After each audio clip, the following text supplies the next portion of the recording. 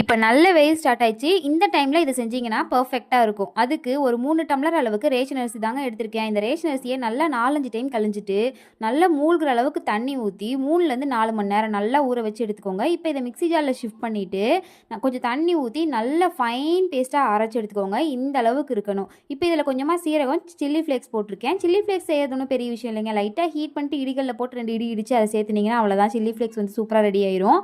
அது கூட கொஞ்சமாக உப்பு போட்டு நல்லா மாவை கலந்து விட்டுக்கோங்க. இப்போ இந்த மாதிரி ஒரு காட்டன் துணியை நல்லா ஈரம் பண்ணிவிட்டு இந்த மாதிரி ஒரு சட்டியில் 3/4 சட்டி தண்ணி ஊற்றி அந்த காட்டன் துணியை இது மேலே வண்டு கட்டி இந்த மாதிரி நூல் போட்டு கட்டி அடுப்பில் வச்சுருங்க. இந்த தண்ணி நல்லா கொதிக்கும் போது நம்ம ரெடி பண்ணி வச்சுருக்க மாவு அது மேலே ஊற்றி அப்படியே தோசை திருப்பி வச்சு எடுத்தோன்னா சூப்பராக தோசை மாதிரி ரெடி ஆயிரும். இது ரெடியான எல்லா வத்தலையும் எடுத்துகிட்டு போய் அப்படியே வெயில் காலையில் செஞ்சிங்க அப்படின்னா சாயந்தரம் வரைக்கும் விட்டு பாருங்கள். இந்த மாதிரி காஞ்சி ரெடி ஆயிரும். இதை அப்படியே எடுத்துகிட்டு வந்து எண்ணெயில் போட்டு பொரிச்சிங்கன்னா சூப்பரான வத்தல் ரெடி ஆயிரும். கண்டிப்பாக ட்ரை பண்ணிவிட்டு கீழே கமெண்ட்டில் சொல்லுங்கள். வீடியோ பிடிச்சா லைக் பண்ணி சப்ஸ்கிரைப் பண்ணுங்கள்.